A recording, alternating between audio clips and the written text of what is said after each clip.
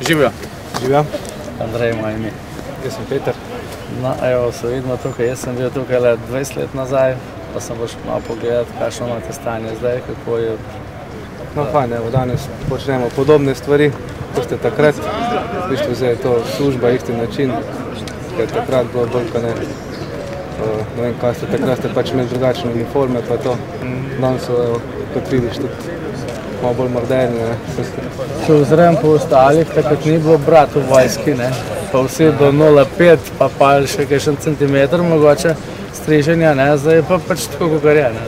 Pri nas je še vedno to, evo, da smo obriti, vedno urejeni. Ja, kot garda, ne? Ampak ostala vojska, ne? Ja, ostala se pa že dosti razlikuje zdaj. Ja. Sem pa videl tako po televiziji tudi, da ste dosti napredovali kot garda, recimo, kar se tiče postrojev, pri teh protokolarnih zadev, ne, takrat pri nas so bili edino domine, kar smo mi imeli, ne, s papovko pa to. Takrat smo imeli 2 papovke, eno za vadbene, eno za časno, ne vem, kako imate zdaj to. Sem pogledal tudi nekaj starejših posnetkov, ko še nisem bil tukaj, tako da, ja, zdaj se pa v bistvu ne razlikuje, no. Tudi sama zahtevno šov programa je tudi dosti bolj zahteven, več elementov imamo, pač napredovali smo dosti, ne. Same priprave vojaka na gardo, ne, mi smo takrat imeli tisto 10-14 dnevno intenzivno usposabljanje, bilo je pač največ je bil poudarka na kondiciranju, to je bilo od zjutraj pa do večera, do 10, ni bilo minute, da bi bil frej, ne.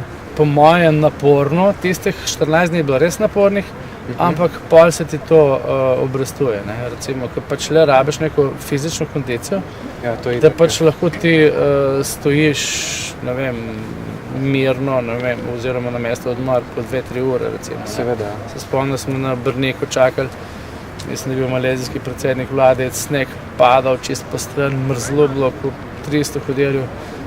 Letalo imamo zamudo, mi smo stali na pisti tam, 2-3 ure, recimo. Mi smo bili čist trdi, ne, dobesedno zmrzli, ne, ni bilo več tistega, da je počlo, ne, ampak smo samo še tako naredili, ne, No, se podobna stvar je danes še vedno, ne, ker na tem se dela pač na fizični pripravljenosti, da smo res dokaj utrjeni, pa vse skupaj, tako da lahko katerikoli napor prenašamo, pa vse, ne. Tudi, ko pridejo te letni časi, pa je bolj vročina, recimo, okoli zunaj pa to, smo dosti od zunaj, pa res vadimo, pa tako da se pripravimo, pa vse, ne.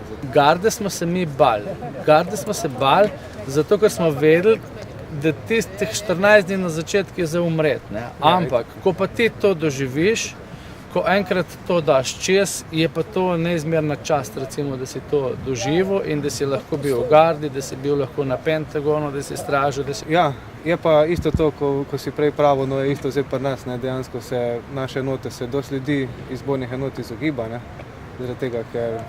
Je drug red. Verjetno, tako, ja, verjetno so podobni, isti, pa tudi podobni razlogi, ko je bilo takrat pri tebi, ne.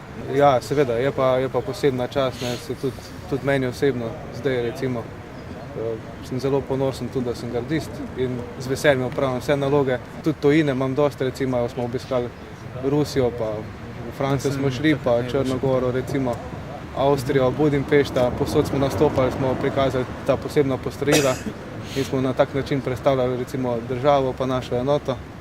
In, no, fajn, mislim, da ostale enote, tudi ostali gardisti po Evropi, pa tako, ne, ostali nas tudi zelo cenijo, pa spoštujejo to, kar delamo, ne. In zaradi tega smo tudi sami še bolj ponosni, ne.